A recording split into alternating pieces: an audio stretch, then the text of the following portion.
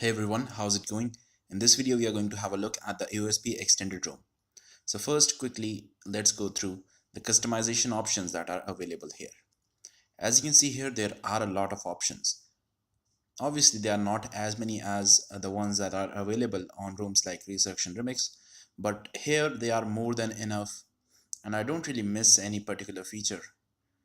So I will just quickly go through them. You can have a look at them and see which ones you like and if the one you like is missing here. Now talking about the performance has been pretty great for me on this particular ROM, and battery life is usual for me as I get on other custom ROMs. There are no major improvements or depreciations as compared to other ROMs. So in terms of battery life, it is good, no issues. That's the important thing. And talking about the performance, I played PUBG on this one and PUBG worked really well. I had no issues with it. I played on smooth ultra FPS settings and it worked really well. So let me show you by changing the recents. Now I have enabled the Pi recents. Now moving on to navigation, we have some stuff like navigation gestures and some other stuff. As you can see here, you have lock screen,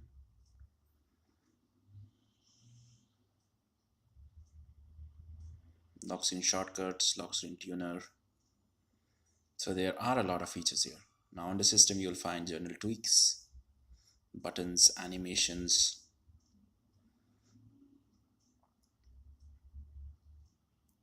and you have app ops here as well. So this is a staple feature of many custom ROMs. Now moving on, let's go into the display section. Here you will find other stuff. You have some system themes, and always on display is also available here and it works pretty well. There are no issues with it, and the always on display has been fixed. So let us try a couple of other themes that are inbuilt into this ROM. Okay, as you can see here, so this is a pretty cool looking theme, and it is nice to see that so many of themes are inbuilt into this one. Now let's try another one. Okay, so this is chocolate UI. Looks pretty cool. Let's switch to another one. I've already seen you the dark mode as well, so that is available here, black UI mode. And as you can see here, this is how extended UI looks. So overall, this ROM is pretty feature rich. Now let's move on further. Go back and move to sound, and here you can see that you have the option for hi-fi quad DAC. So these are the options available here, as you can see. So for audiophiles too, this is pretty great, and you have the option of digital well-being here as well.